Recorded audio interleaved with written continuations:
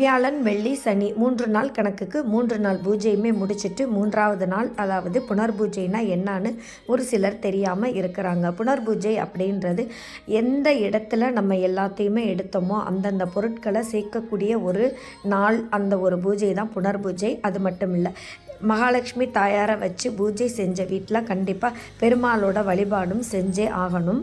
பெருமாள் அல்லது கிருஷ்ணர் ஃபோட்டோ இருந்துச்சுன்னா அந்த ஃபோட்டோவை எடுத்து வச்சு அவங்களுக்கு ஒரு சில பாடல்களை பாடிட்டு பெருமாளுக்குரிய அந்த அவல் பாயசம் அதையும் நெய்வேத்தியம் வச்சு பூஜையெல்லாம் முடிச்சுட்டு விளக்க மலையேற்றிட்டு அலங்காரத்தெல்லாம் எடுத்து வச்சுட்டு அந்த முகம் இருக்கு இல்லையா, அதெல்லாம் தானியத்தில், அதாவது வீட்டில் சமைக்கிற அந்த ஒரு அரிசி வச்சுருப்போம் இல்லையா, அதில் அந்த முகத்தை எடுத்து வச்சுட்டு மறுநாள் காலையில் தூங்கி எந்திரிச்ச உடனே நேராக போய் அந்த அம்பாள் முகத்தில் பார்த்து கண் விழிக்கணுங்க. இந்த பூஜைக்கு முக்கியத்துவமே இந்த ஒரு விஷயந்தான். நெக்ஸ்ட் வீடியோவில்